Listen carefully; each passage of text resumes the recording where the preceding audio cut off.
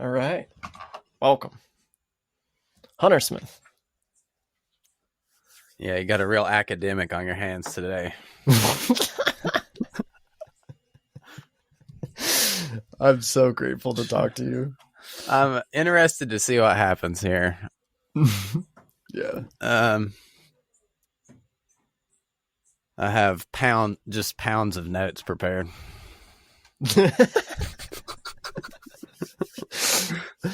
Well, I mean, really, you take pounds of notes.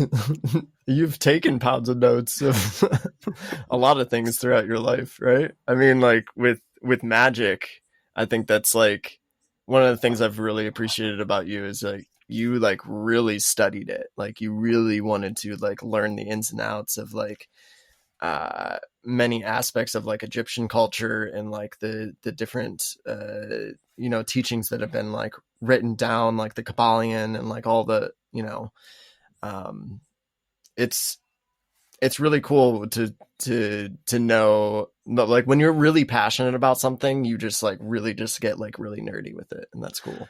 Yeah, I don't have I'm like either won't do anything at all, like I can't make myself do it, or I'm like totally obsessed with what I'm doing. And so and lately that's really become, I'm trying to become a licensed tattoo artist, so I've just been like making art and studying techniques and trying to consume information. And my magic practice has really kind of taken a back seat the past, like since I've had my son, and just since like COVID and life and everything. Of course, once you do it for so long, it just becomes how you think, like I think and I see the world in a magical way. So I'm like basically constantly praying, like constantly talking to a higher power, like whether I'm like depressed as shit or like dealing with something difficult, or,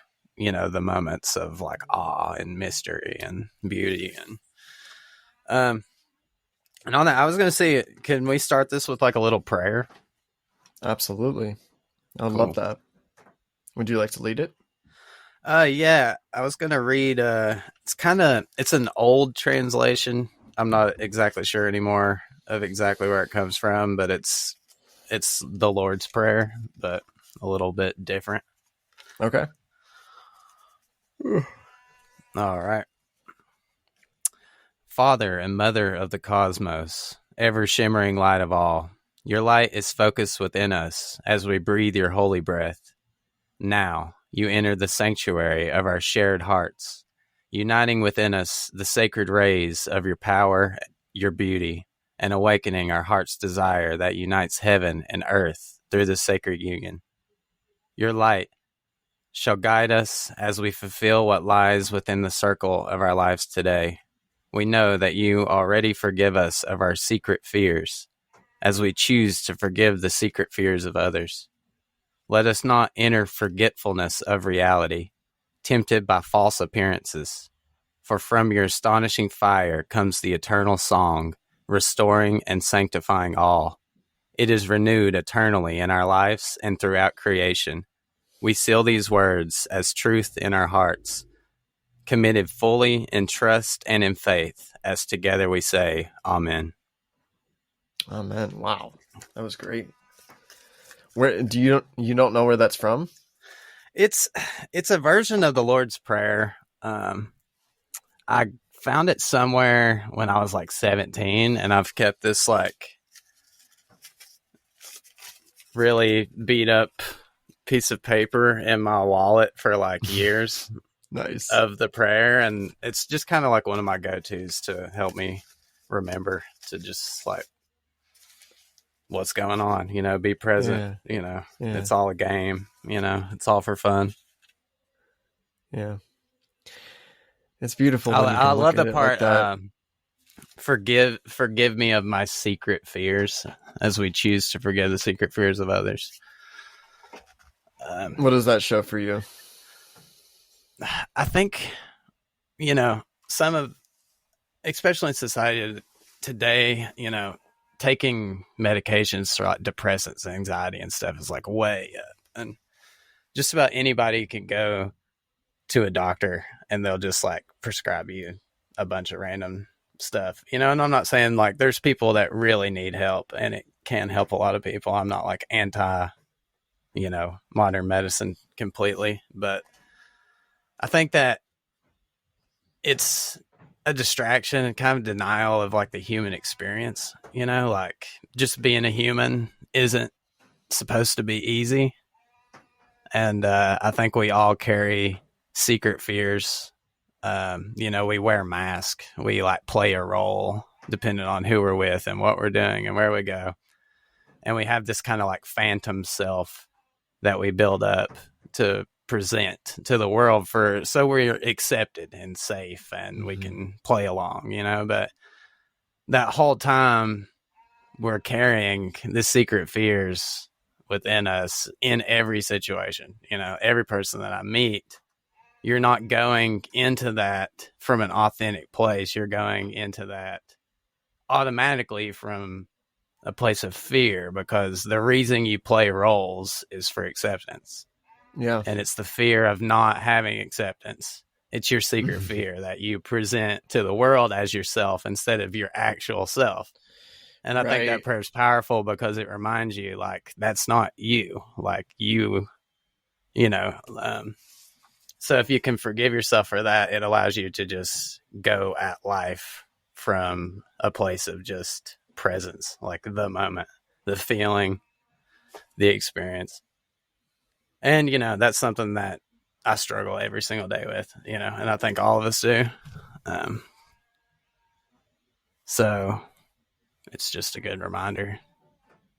Yeah, it is. And it's when you can practice being in that, like what you were talking about, how like your magic is your life, that it feels like your everyday life now. I feel that way with like meditation, and just like every single moment is just like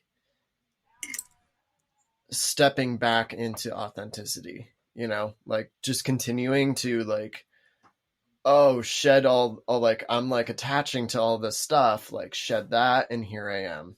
And it's like, even like Ram Dass talks about it, how like you kneel before God as a child, like over and over and over and over and over. And like, you just continuously just be born again in each moment as you allow yourself to. But it's hard to do that if you've been consistently creating this like version of who you think you are, and you identify with that. Not only are you, you know, convincing other people of this image, but you're like, you're so wrapped up in it that it becomes your entire identity. And then once you get the experience of truth, it just kind of like starts to like shake, and you're like, what is happening? Like, why is this happening? And then, yeah, it's just it's a wild experience, because we all do it. We all like get caught in it at some point, and it's just a matter of like how we choose to go about that. Yeah, you talk about living like life as magic. Society is actually set up in a magical way to promote you to live from that place, to identify with it. And if you don't identify with it, then you're an outcast. You don't fit. You're crazy. Yeah. But there's a lot of money and a lot of effort being put in to make people identify as what they aren't. And, you know, and that's where all of our fears of loss and death and everything else come from. Because if you identify totally with this phantom idea of yourself, the idea of that disappearing, if you identify with that, then you disappear. You're nothing, you know? And I think that's the shock of a really deep psychedelic experience is because Yes. it's the shattering of that, and you think there won't be anything left as like your identity is taken out of you. You feel like you're losing something, that there won't be anything left, and you're afraid to let it go. But then once it's all gone, it's the most satisfying experience that you can have, because you experience what you really are, and that is just unending eternal love. And it sounds so corny to people, but there's really no other words to describe it. And once you unculture, unidentify yourself, you're left with what you really are. And what that is something that makes me tremble right now just talking about it, you know. You can't describe it with words. It's just the ultimate, unending, infinite love. And I choose to try to talk and communicate with that love as I go about whatever I'm doing. And, you know, especially the past couple months and the past couple years, it's been very fear driven. I mean, every single corner is just like fear, fear, fear. Like, don't hug anybody, don't shake hands, don't touch, don't look at each other's faces, don't smile. Well, especially the past year and a half. Yeah. And you know, and I come from like a strange place of where, you know, I've been through the whole, I don't want to just this to become like a COVID podcast, you know, but it's like, you know, starting out in this thing, being in the country, you know, I'm a very open-minded person. I'm not like a COVID denier, but I was just kind of like going from like, oh, it's not a big deal, you know, like you become so detached. It doesn't seem real in your world. And then my dad getting like really sick. And, you know, he was on full life support for basically 60 days, you know, on a ventilator, and like wouldn't be alive without modern medicine. You know, that's something that I'm like really thankful that is there. And it was also a shock, you know, at the same time. It makes you reevaluate everything, even from like just like almost losing your dad to like everything going on in the world. And being a father, like having a kid now, and you were talking about Ram Dass saying like you have to go before God and make yourself like a child, as like a child, or, you know, Jesus said, you know, you have to become a child again. You have to be reborn as a child. I watch my son and I see what I forgot, you know, how to do. And it's, you know, I don't know the right words to say, but I'm like jealous when I look at him, because he's like so in the moment. He's like so beautiful and so loving. Even when I'm mad or stuff's not going good, he'll just look at me with the biggest, goofiest smile and laugh. And, you know, I realize that's everybody. There's not a single human on the world that doesn't come into this world that way. And I think that's who you really are. And when you die, that's who you'll become again. And I don't think we necessarily have to forget how to do that, or like what that is, to be adults and to eat food and, you know, make houses. And, you know, that's what we're all looking for in art. Like when we go to festivals, like you get to become a kid for the weekend. You get to not worry about anything. You get to play and be goofy and have fun and be silly. And I think that's a big failure in religion today, is that it's so serious.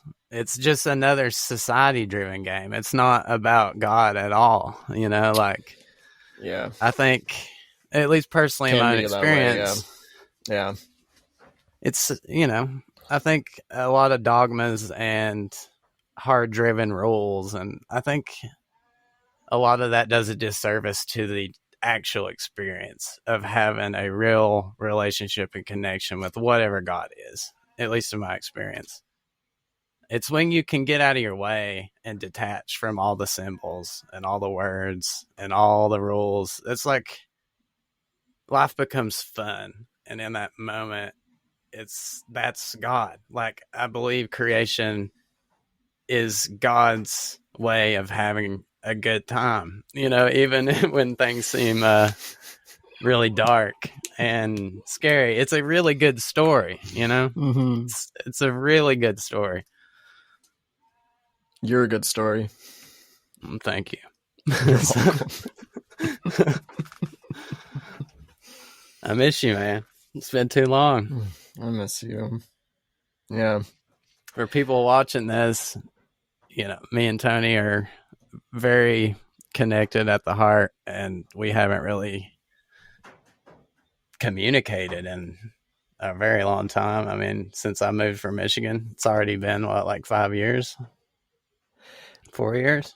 Well, the thing about this that's really interesting to me right now is I remember a time when we sat down and decided that we were going to do a podcast together, or we're going to we're going to make a podcast. And that was damn near 4 years ago, you know?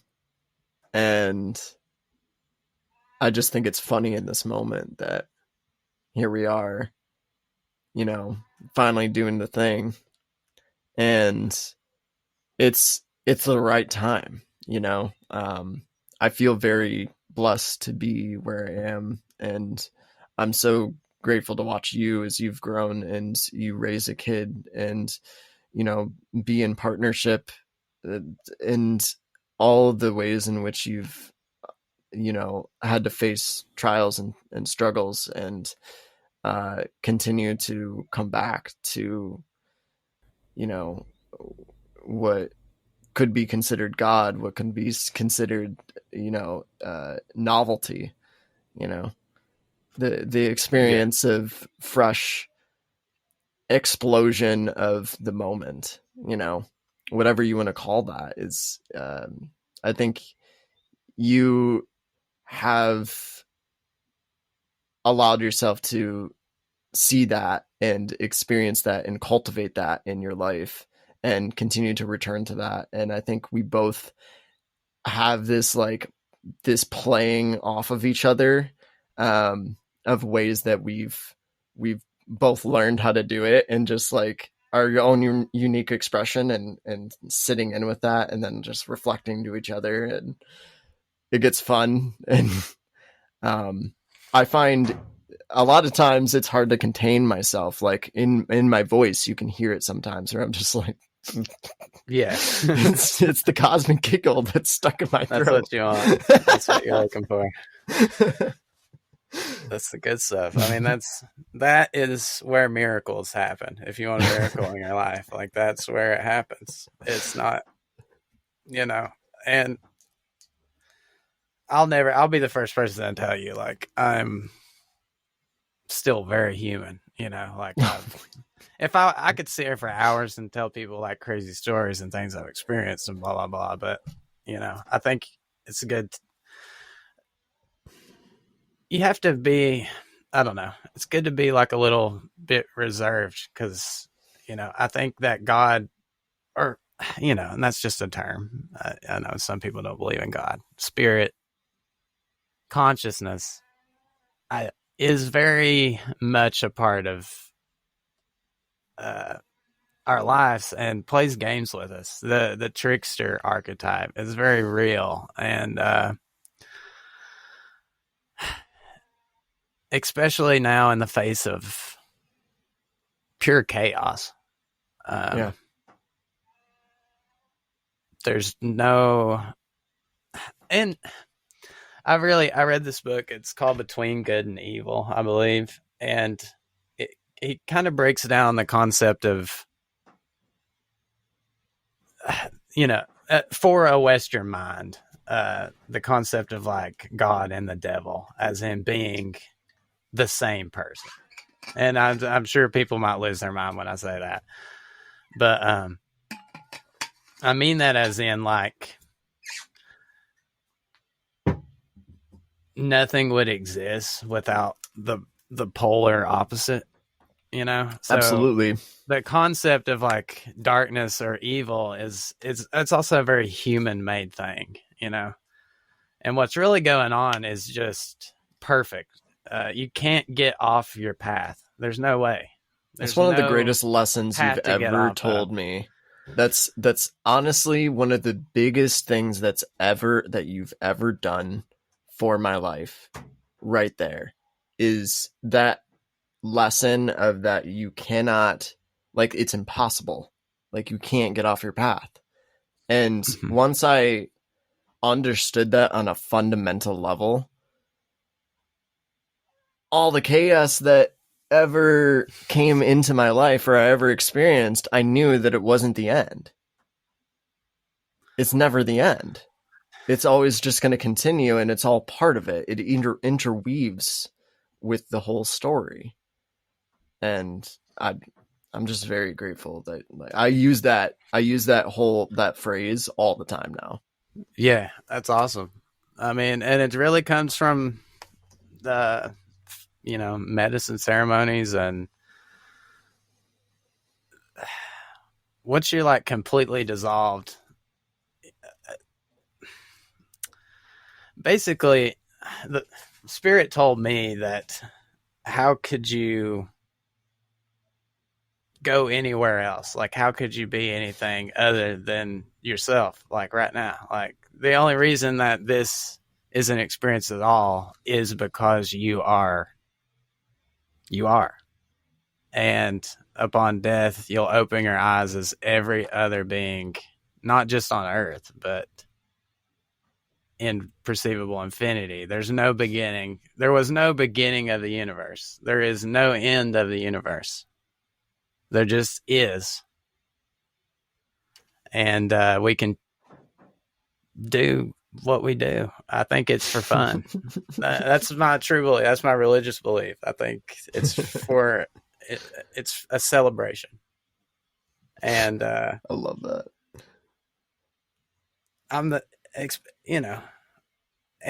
I still, especially having a kid is also I spent a lot of time kind of as a space cadet, detached from the third dimension, and I think a lot of spirituality kind of puts it down like it's something to escape from, like it's a trap. But you're the trap. Like, how can you be trapped in yourself if it's just you? You can't be trapped in yourself. It is you. And having a kid, it makes me more attached to this dimension than anything ever. Now, like, it kind of made me afraid to die again, but from a place of love, like a place of attachment. And I don't think that denying those attachments are necessarily like a bad thing. I think you mean for like him? A beautiful gift. Well, it's just the idea of as this body passes away and I become some other expression, I like identify so much with him and love him so much that I know that I won't lose him, but you don't want to change. Like, you hit points of your life where you're so in love with the experience that you don't want it to change. But that change is inevitable. Like, I will watch him, if I'm lucky, get to watch him become like a man and have his own kids before my body is redistributed and I become something else. And there's part of me that's okay with that and looks forward to it. And there's a part of me that is like terrified because you become so in love. Like, I'm in love with you. And I'm in love with my partner, Lucy, and my family. And I'm in love with this planet. Yeah. I love this planet. And it's, I don't know. It goes back to the God and Satan, or the good and the dark being the same thing. It's like the things that scare me the most are also the things that I love the most because I'm attached to those. And it's the attachment that causes fear. It's your attachment to your identity that you present to society, and like losing that or that being denied, that causes fear. It's attachment. That's the only thing that causes fear. If you're okay with change, there's nothing to worry about, because everything changes. It's constant. Mm-hmm. So whether it's bad, it will, or perceivably good, like it will change. Like if you're in pain, if you're sick, it will change. What you have to start doing is the work on how you perceive change, how you accept change, and how you're attached to change. Because if you can do that, then there's no need for fear. Yeah. There's no need for anxiety. There's no need for depression. Or you can just embrace it and love the experience of all those emotions as being a part of what it means to be human. And why are you a human? I think we should spend less time denying those feelings and more times embracing them, and being okay with being sad sometimes, being okay with being angry sometimes, being okay, like feel it. And as soon as you do that in those moments, you'll start laughing. And that's the cosmic giggle. If you can catch yourself being pissed off and angry and being present with that, you'll immediately start laughing and it goes away. And that's what I talk about. That is the cosmic giggle. That is the transformative force of the universe. I think God speaks in laughter. And if you can find that, then it transforms everything into being okay. And it's the same moment, like when you're completely washed away your identity, you will start laughing. There's nothing left to do. And you might say, wow, if you can talk. But I think that's the experience of awe. Yeah. Like Jason Silva, obviously. Yeah, I haven't really got into his stuff like a lot, but I know who he is, and I've mostly heard you talk about him. And yeah, doesn't he focus on like flow states and stuff? Yeah, I haven't watched him recently, but he talks a lot about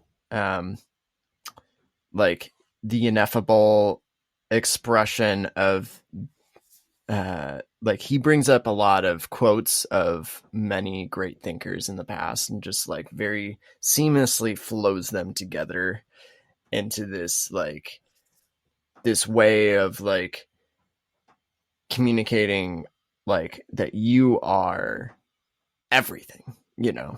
Yeah. And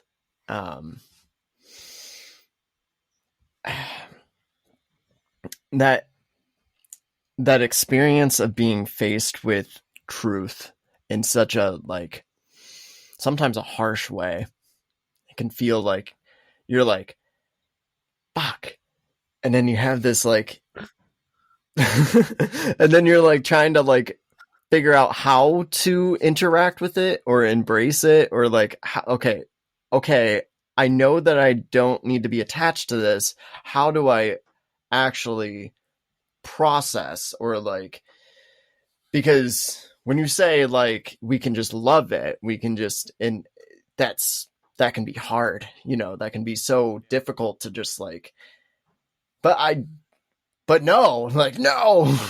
But then the experience of like just breathing with it and understanding that your emotions are valid and allowing these emotions to come up, allowing these experiences to come up, because they're exactly what you need to experience in order to be at peace with yourself and do the work that you're meant to do on this planet. Yeah. And I just kicked nicotine. Like yesterday was one of the hardest days of my life. I did not have nicotine and I had to just embrace it. I haven't smoked weed for a week. I hadn't, smoked nicotine. I hadn't had sex. All these things. That's rough right there. Just like, True. like And then also, no, but this is the thing, is like being away from community.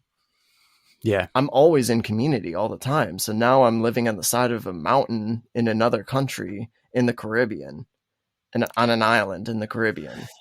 That's how really being back here for the past 4 years is, it's been really good to be close to my actual family, but it's the hardest part has been not having a community of like-minded individuals to talk with, to like share, to remind you that, having a community, you build it's like a fun house of mirrors, and they reflect all these different parts of yourself onto you that make you happy, that make you laugh, that make you remember who you really are. And not having that, you can fall into the trap of, we're all of our worst critics. We all judge ourselves a lot harder than other people do. And without like a community to remind you, it can be difficult to maintain your positive outlook on life, unless you can empty yourself and just experience yourself as the present moment. If you don't do that, then you will probably be kind of anxious, depressed, yeah. Piece of shit. No, I'm just kidding. That's rude. But yeah. Are you saying that to me? I am a little rude. I'm a little rude. No. You said something and I was going to comment. Oh, yeah. You were talking about, this kind of goes into what I keep talking about, is changing your identification with fear from something to deny, to realizing that fear and love are the same thing. That like fear is a type of love, even if it feels uncomfortable. All emotions are love. I don't think they're just fear and love. Like, people want to push fear away and put it over here and say like there's bad things and there's good things. And why am I thinking of all these bad things? Like, oh, I'm not doing it right. Or like, oh, I'm afraid, so therefore I'm not doing it right. Or like, I'm afraid, so my time doesn't mean anything. Like, I'm wasting time. It's like, there's no time to be wasted. You are time. Like, time is just you. And fear is just a different kind of love. And that's what I was talking about with my son. Like, I fear, there's a part of me that I'm so excited to watch him grow older, but it's like bittersweet. And that's fear. But that fear is love. And the devil loved God so much, he was willing to be the opposite antagonist to allow creation to just exist. Because without the devil, nothing would exist. Without the other side of the same thing. It's just one pole. It's just one thing. And that is love. So fear is just a different side of love that makes us monkeys out here a little uncomfortable, but it doesn't necessarily mean it's anything to deny at all. Like, It's okay. Feel it. Be afraid. There's a lot of shit to be afraid of right now. I'm so scared. Like, and then you start laughing because you're honest with yourself. And once you start being honest with yourself, that fear is changed to the real type of love that you're looking for, which is laughter, which is fun, which is celebration. But all those things are also fear. They're all love. I feel like the laughter is the acknowledgement of the reality of the fear, that like, or the things to be afraid at that are just ridiculous. Like, I think a lot of, like, I'm really excited to interview a lot of the people that are journalists that I've become close with and friends with, that have been deplatformed and stuff. And it's so interesting to see like how like, and like some of these people have gotten like visits by like different like people in the like different alphabet agencies. And it's like, what is going on? Yeah. And so there's real fear. There's a real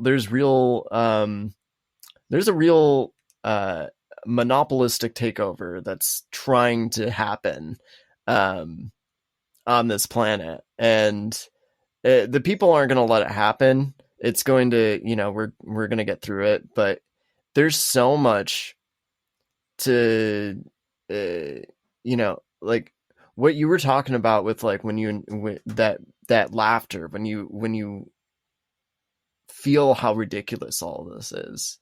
And I feel like from there, you're able to actually come to conscious action, because it's no longer you're doing this because of a lack, or like you're so afraid so that you like, I have to do this or else I'm going to lose this thing. That's never going to work. I feel like the best way to shift consciousness on this planet is to come from the space of, yeah, there's a lot of things to be afraid of, and let's be authentic through it. Let's communicate through it. Let's, let's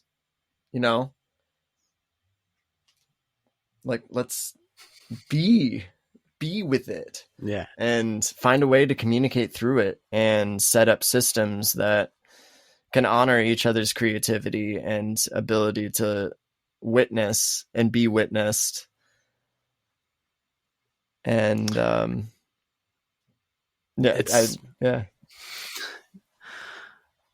And it's silly, because if you sit back and look at all the things that everyone's scrambling around, freaking out about, it's all self-perpetuated.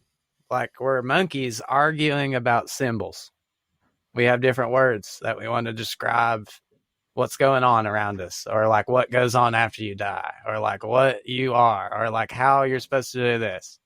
It's all made up. It's like it really is a big made up phantom game that everyone's really, really seriously attached to the point where they're willing to hurt each other. Yeah. And everyone's running around scrambling and freaking out. And it's funny because it's all self-perpetuated. Like we're doing it to ourselves. Like, no, like we keep subscribing all this to like a higher power and this and that and this and that. But I think God is a watcher that plays tricks every now and then to remind you, like, hey, I'm watching and you're taking this a little too serious, but I'm not going to get in your way.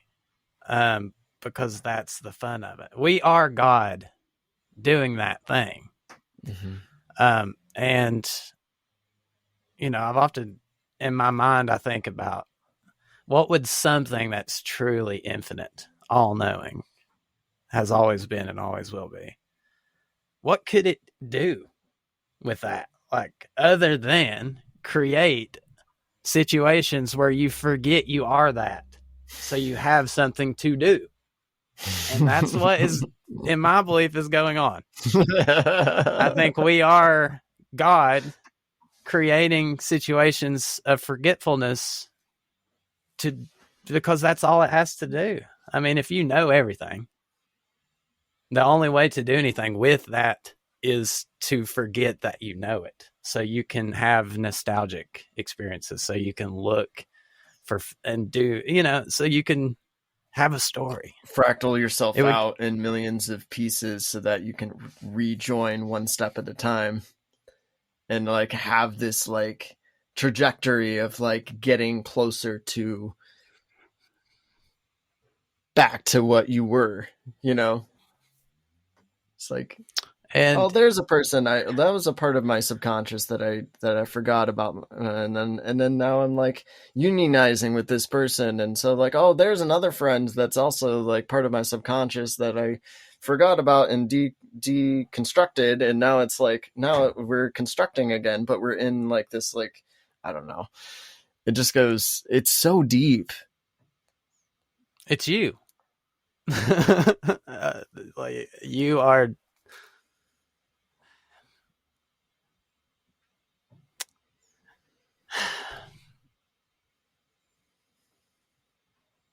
And where do we go from here? We're also living at a time where it seems that, I don't know, there's always these concepts of like rapture or the new awakening or it's the new age. And there's these dark, you're talking about, I mean, there's legitimately things that I won't say on this podcast because people would literally like shut us down, like you said, people get visits from people are contacted. I've dealt with it myself. They have my blood. They have my fingerprints, like, we are being constantly monitored and tracked and analyzed by something. And I'm not also I'm not a denier of like, reality, as in like, I'm not like, oh, things are just love. Don't worry, man. Like everything's totally good. That's important to say. Like I'm invested in life. I'm invested. And I also think that games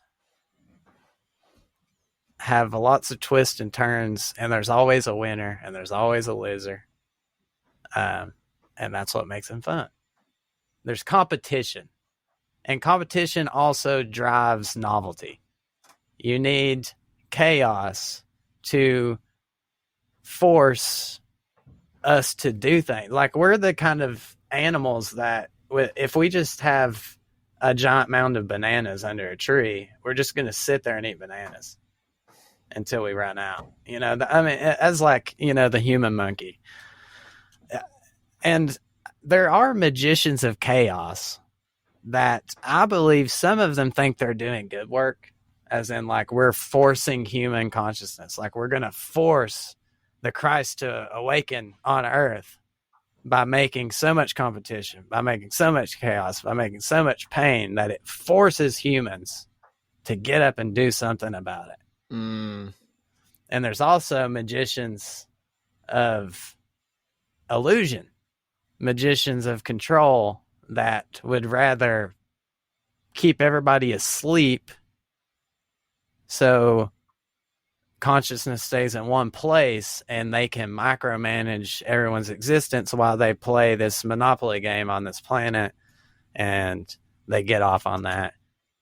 And, there's ideas for everything. I don't know if these are like multidimensional entities or aliens or just crazy people or whatever you want to call it. But at the end of the day, my beliefs are that they are me. That's me out there doing that in some weird way. That we all are. They aren't over here and God's over here and you're over here. They're the fear and love pole. They are you. They're the part of you and the part of God that is that's playing the devil role. We love everything so much that we are the antagonist. We will be the chaos that the world needs to change. And I'm sure that not everyone's conscious of that. And I'm not justifying all the nasty things that they're doing. But I do see and believe personally that everything is perfect. Everything's going exactly the way it's to be. And I think what we're seeing right now is our own consciousness effort to push itself into nostalgia, to push itself to make it change, to make us look for better options, to make us get up and go outside and farm our own crops, build our own houses, gather our own water, make technology that is beneficial to us, because we will push ourselves either into an extinction event or we will get our shit together. And the only way we'll ever get our shit together is to push ourselves to the brink of an extinction event to give us the motivation collectively to do it. Mm-hmm. And I don't know what that's going to take, but I do believe in the hero's journey, the archetype that you will go through trials and everything will seem like you have a impossible task among you, impossible odds to come out and win. And then the hero, that is the miracle. The hero always wins in the face of impossible evil, in the face of impossible perils to face, the hero shines and somehow by a miracle wins. And I think we all are that hero together, this planet, our species. We are a hero and we are our own villain. And we're doing this together for a purpose. And that is to create something that maybe God has never even seen. Maybe that's what God is looking for. If you know everything, then wouldn't you start trying to create something to make something that you don't know? I mean, I don't know if that makes any sense or if that kind of, I see where you're going with it. I don't think that you would be infinite, all-knowing, and not do anything. Like, you'd just be bored. Be infinitely bored. Like, nostalgia is the process infinitely of happy. Yeah, maybe.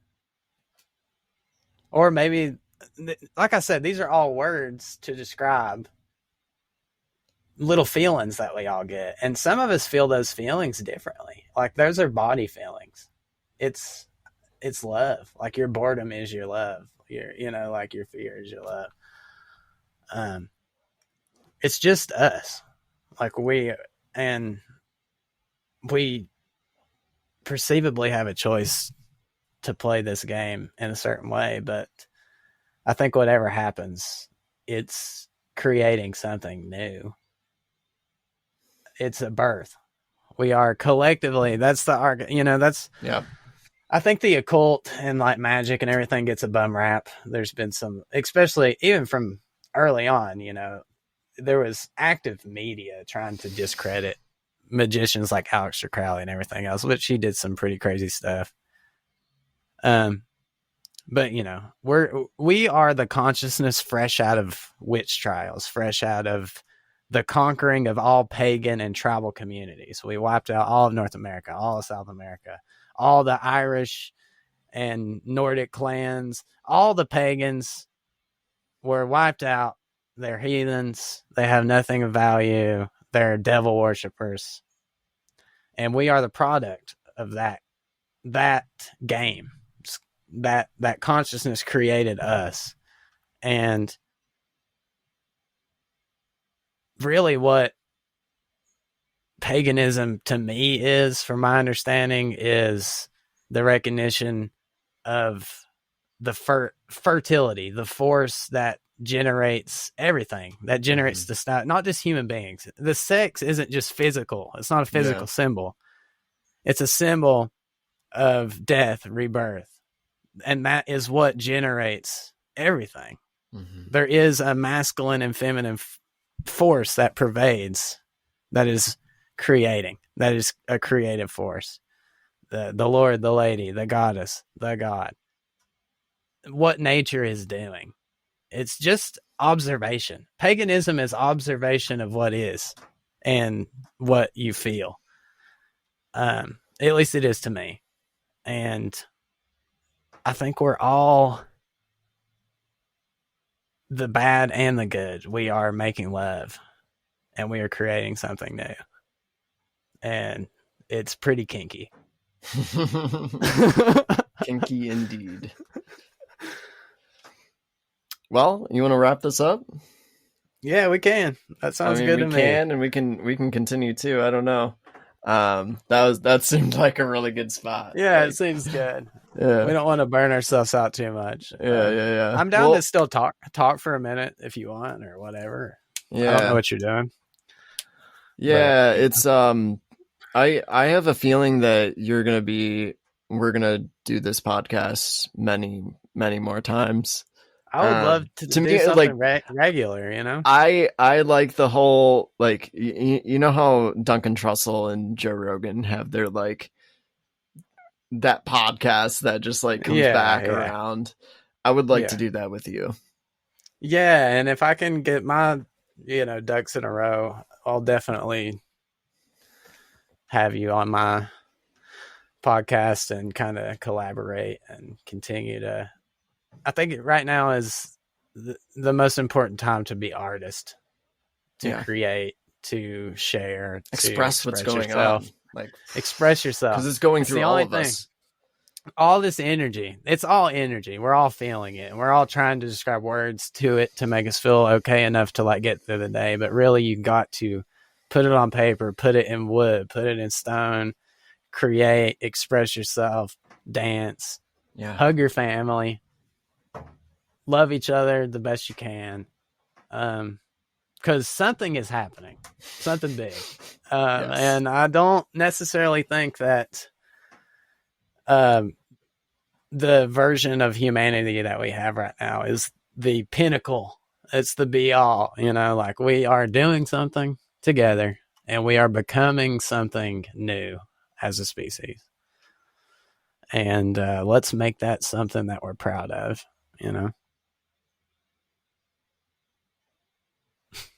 I'm proud of you. I'm proud of myself, and I'm proud of you. What we're creating together. Hunter Smith. Thank you. I'm going to check out fabledremedies.com. Still in the process. It's very rough, but I'm going to have all my paintings and digital art and my music on there and a podcast. And my fiance Lucy makes wizard hats and all kinds of cool stuff. And hopefully we can start contributing to building a community around weird and strange tales. We're going to be focused on just weird, paranormal, and strange and mystical and magical stories that remind us that life is really weird and there's something sacred in that weirdness. Yes, and absolutely. So thanks, Tony, for having me on here, and it's been good to see you. You look beautiful, and I hope you're enjoying your new space. I want to hear all about what you're doing down there and stuff too. So yeah. I mean, for the past 3 days, I've been in quarantine because the Commonwealth of Dominica is where I am, and Dominica, if you don't have your vaccine, makes you stay at a designated quarantine place for 5 days, and then you take another test. Luckily, the place that I'm staying, that I was going to when I came to Dominica, is a designated quarantine place as well. okay. So you're like at your room and stuff? Yeah. So this is my room, and okay. I'm staying in this building while the co-inhabitants of this land are working on the permaculture, working on the gardens, and I have to just kind of stay here, and they bring me some food. And I shit in a bucket, and I talk to my girlfriend, and drink water, read books, play music. How long do you have to do that? It's 5 days. 5 days. And then after that, I was like, man, you're not on the 14th day, are you? No. That's a meditation. No, yesterday it honestly was really hard. It was really hard. And I really got through it by talking to my girlfriend, just continuing to find things to do, and also talk to somebody, because I felt very isolated. But I think I'm finally past the hardest part, and I'm excited to really learn about these plants. And I had a vision what will yesterday. You be? Yeah. I had a vision it was 2 days ago. I had a vision of this native woman pouring ayahuasca down my throat. It was the weirdest thing. And then come to find out, the next day I was talking to one of the people here, and they said, right there, we're growing a ayahuasca vine. And I was like, really, at the, literally the same place in which I had that vision. So yeah, there's some magic. Alive. Yeah. There's some magic she's happening. Alive. She is there. Good. So, do they do a lot of ceremony work and stuff there? Not Like, what are you going really. to be working on? Not really. I'm going to be working on a lot of uh I'm not sure what I should say, and Yeah, I that's a okay. lot of it is just growing food. Like honestly, a lot of it Cool. is we're going to be cultivating the land here because the jungle grows fast and Yeah.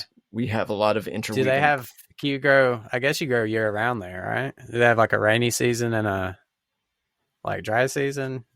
Yeah, I don't really know it's anything about where you're at, so yeah, so the Commonwealth of Dominica is in the Caribbean. It's like a little bit south of Puerto Rico. And right now is like hurricane season. It's the rainy season. We just had a hurricane pass a little bit south of us a couple days ago. It was it was like a category 1, so it wasn't too intense. But I think it's through Cuba right now. I think Cuba is getting hit. Um, so for the first few days, it was just rainy and windy.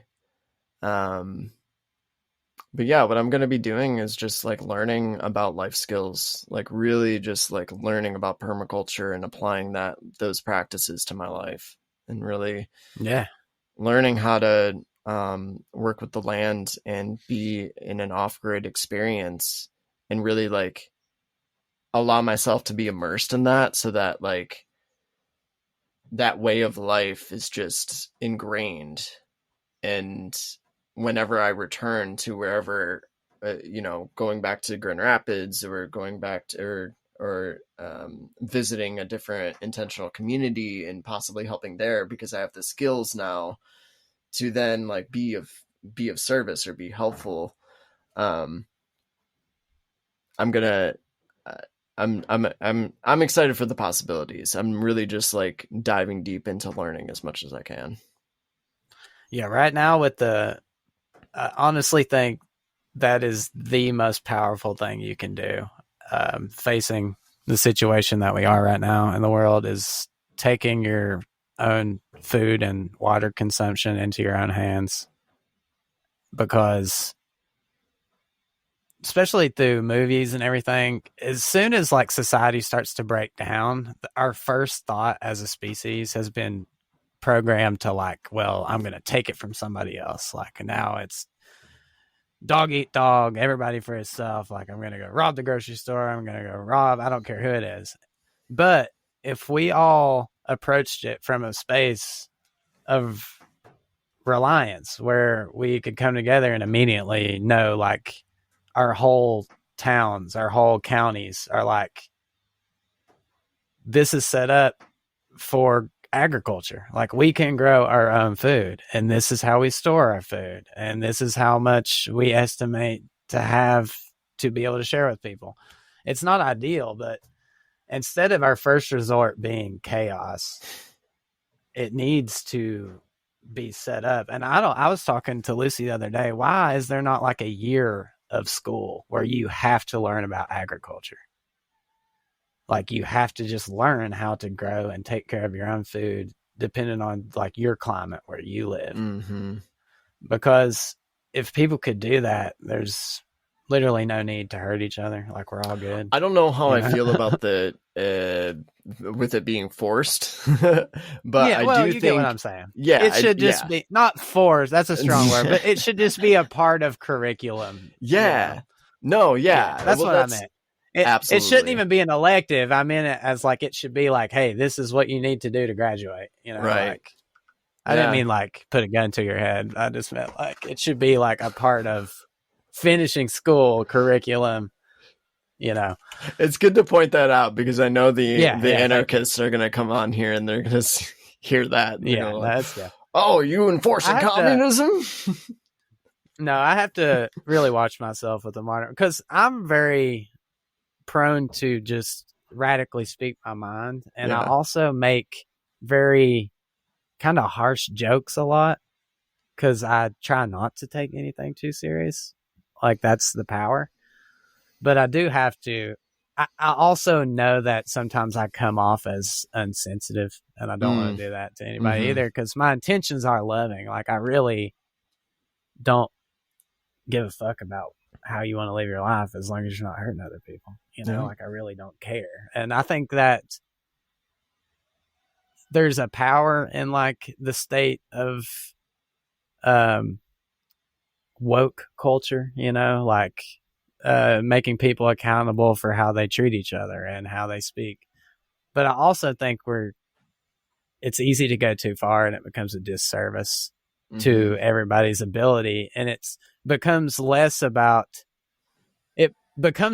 more powerful tool to separate us and to make detachments between communities instead of bringing us together. And holding each other accountable should be something that brings us together, not something that pushes us apart. And we are dramatically pushing each other apart. Like, you can say one tiny thing or one, and we all have moments where we all change. Our feelings change every day. And sometimes you say something and people will just attach that to you. This is this person. You're blacklisted. You know, you're shut off social media, or you're categorized as like, oh, you're a left wing, or you're right wing, or you're this, or you're that. And that is a tool given to us by chaos magicians to make sure that we do not have unity. It's illusion. It's magic. They want to keep us apart, because the real transformative magic will come when we can surrender and not be so attached. That's why I say the most powerful thing you can do is not take things too serious, because somebody might say something you don't like, but if you then are so quick to give yourself permission to be hurt by it, all you're doing is stealing your own power. All you're doing is casting a negative spell on yourself, when really you can just hear that as a word, as a symbol, understand that this is just a part of you that's trying to communicate, and it's really not that big of a deal. Like, that word isn't going to hurt you. Like, you're okay. Talk it out. Don't shut each other out. Talk about it. Like, you need to talk more then. Like, that's the moment. Instead of shutting somebody up, you need to talk to them more. Well, I think a lot of people really need the skills of proper communication. You know, I really feel like people need to. A lot of people are lacking the skills of being able to talk peacefully. You know what I mean? And I think it's not their fault. I think it's a fault of, you know, parental structures, and then also like our culture in general just doesn't like we are only just coming to a level of communication with each other that is honoring all of our energy and honoring what needs to be expressed and honoring compassion, like having compassion for like the way somebody else grew up and those experiences leading to like how they see the world. And it's a mystery to me how, you know, how it's all going to play out. But I think circles of communication, like how we do with grass, you know, the bringing together activists and artists and musicians and neighbors and friends and family into the same space, and allowing each person to have their own experience and express, but also set the intention of like, let's be vulnerable, let's be authentic. And, you know, a lot of things can come through in those spaces that can be hard to deal with. But when people are allowing for each other to be heard, I think it allows for the truth to come through what needs to be shared. It's the only way.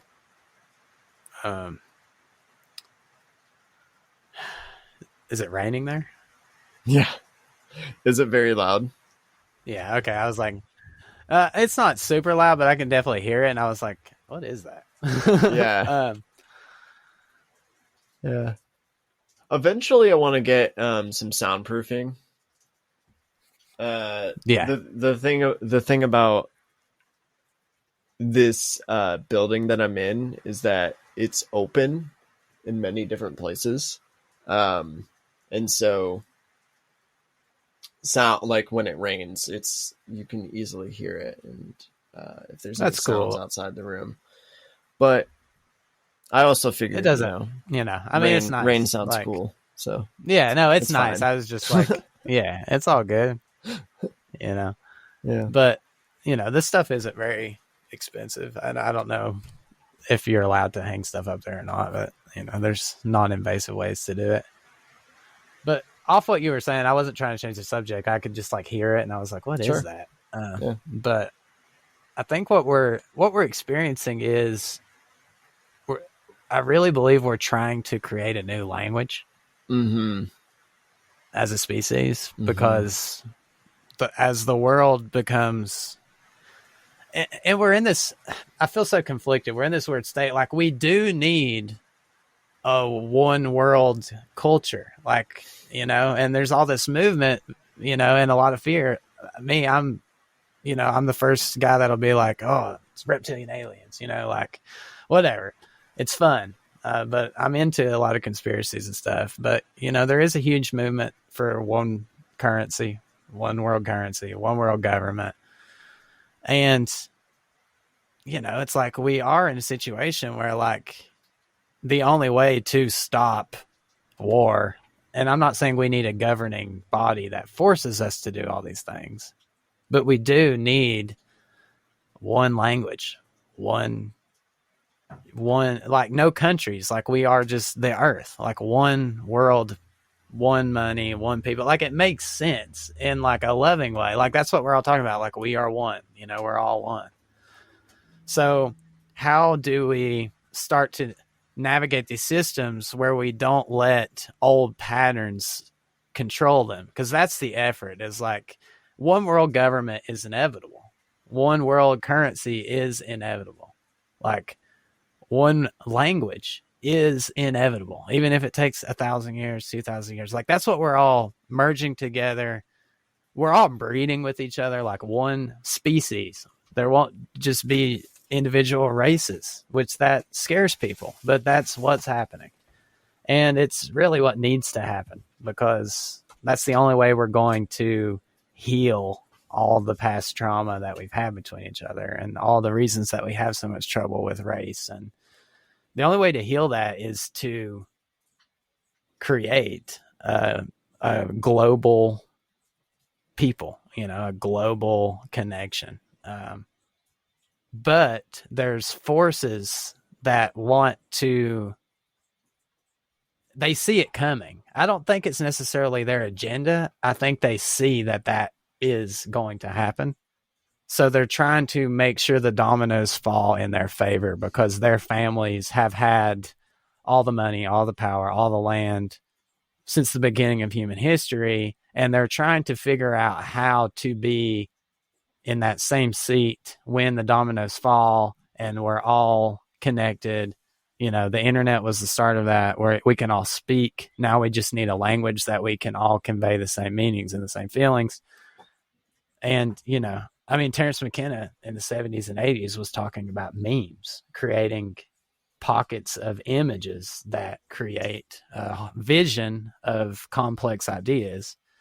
And now memes are the most shared form of communication on the internet, even though we use them for a lot of funny ignorance, and there's a power in it. And that's not going to be the end state either, and a lot of people talk about the language that you can behold or see rather than speak. I don't know if that, I think we're all trying together. Like, we are creating a new language. We're creating new ways to communicate with each other.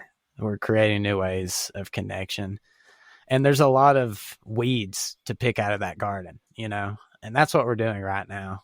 And that's why it's important to not be like, well, let's burn the whole garden because I don't like all these weeds. You know, it's like, no, let's pick these and let's tend to it and let's talk and let's figure this out, because it's going to happen. And if we don't collectively start really trying to make something for the whole people, like that, it will be taken over and it will be controlled, just like things have been for thousands of years. And that's what they're trying to do, whoever they are.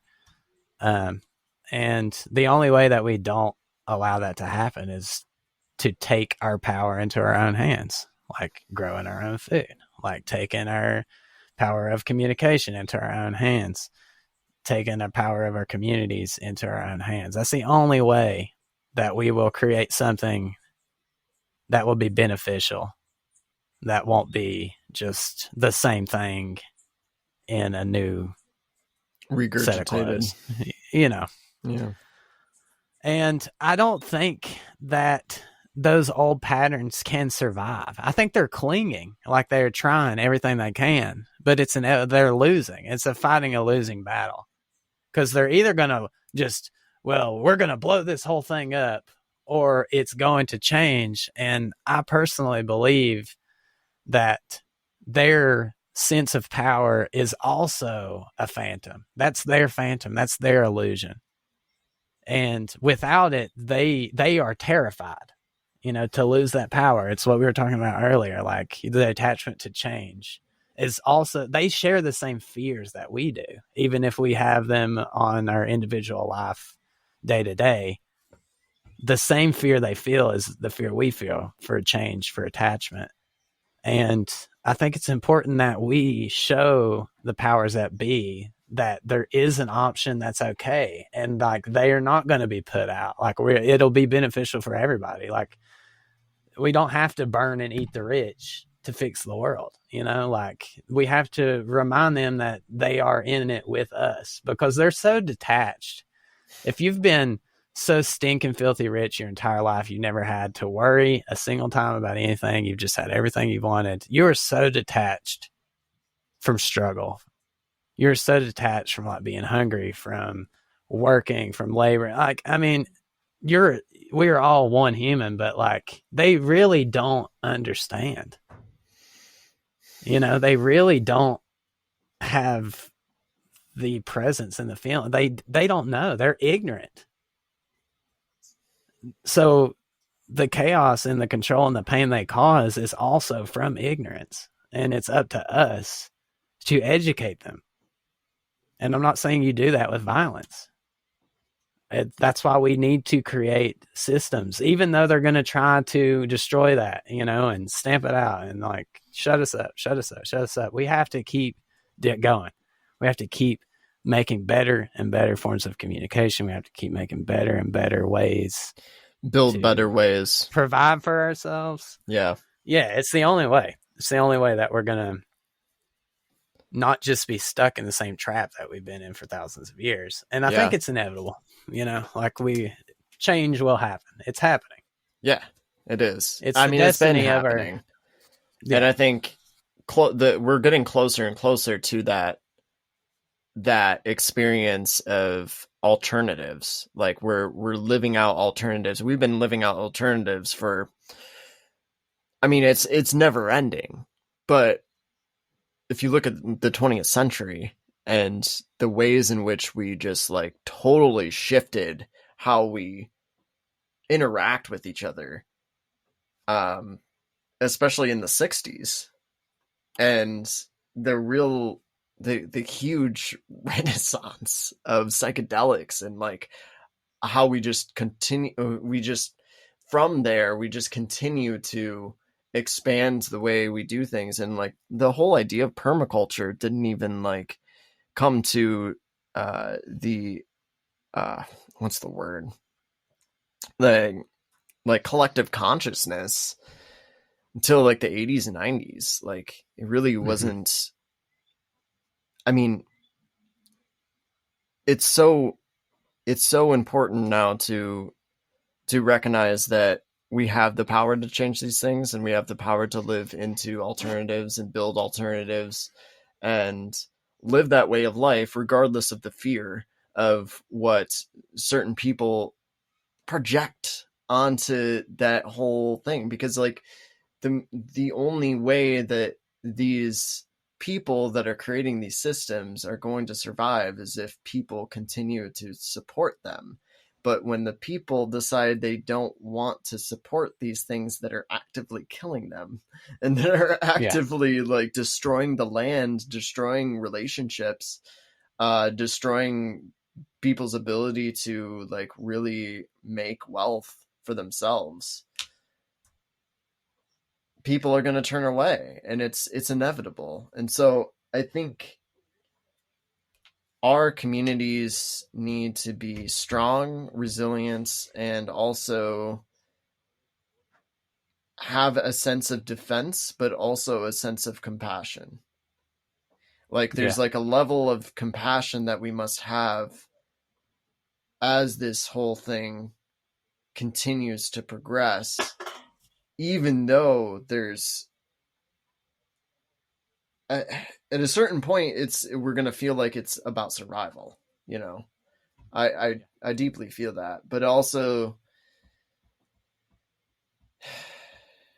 it's gonna, and the details are not things that we need to figure out at this moment, you know. But I think focusing on those alternatives and building those spaces, and learning how to live with other people, you know, that's and that's why I'm, you know, I'm a passionate and you know, paganism is a kind of become an umbrella term, you know. It's kind of like fits a lot of things inside of it, and I'm not trying to discredit other religions at all, or even, you don't even have to say you're religious, but I think you were talking about the reemergence of like psychedelics and culture and how it's like affecting consciousness. We have to remember, like, there was a concerted, like a very driven effort to abolish pagan and plant-based cultures. And that effort is what set up the culture and society that we all are inside of. Like, we play that game by those rules. And the power in it is the archaic revival. It's the remembrance of where we come from. And I'm not saying all pagan cultures had it all figured out, but there is the essence of living a magical life in worshiping nature worship instead of nature denial, nature fear. Like, nature's bad in our culture. Like, it's something to manipulate and use and be afraid of and go into cities. And when it used to be, all the gods and goddesses were parts of nature, were the experience of just what is nature, and having not only love but respect for the power and the beauty, and also having fear of nature in a divine way, not as in something to separate yourself from, but to realize that you are nature. Like, there's not nature here and humans over here. You are nature. You are a part of nature doing what nature does. And I think going forward, we have to take the technology we have and create almost like a cybernetic shamanistic way to view the world. We have to we have to take our technology along with our values and somehow create a harmonic way to live that isn't separated from nature. We can't just keep building technology to separate ourselves from it. Like, right now, we're all going into virtual realities. We're all going into computers. And I think we really are going to have to take a step back. Like, this is a means to an end. So, like, this is necessary to connect us all, to make a new language for us to communicate and to organize on a mass enough scale. But the values of plant medicine, most cultures were all doing some form of ceremonial magic or plant-based rituals at least once a month by the full moons or annually, having these huge festivals where everyone in the community, or like the Eleusinian Mysteries, all, and it's a way where you can't be like, there's also something that happens when somebody starts doing psychedelics or has these experiences that can become isolating because you go back to society and you don't know how to integrate. Like people don't do integration. And within like a week or two, that whole thing's gone and you forgot all the lessons you've learned and you're just like right back in it and you're aggravated and you don't know why. And you'll go right back to the medicine and you're like feeling great for a few days and you're like, oh yeah. And then it's like right back to it. What we have to do is be able to take that medicine and integrate it into society and build society around what we learn.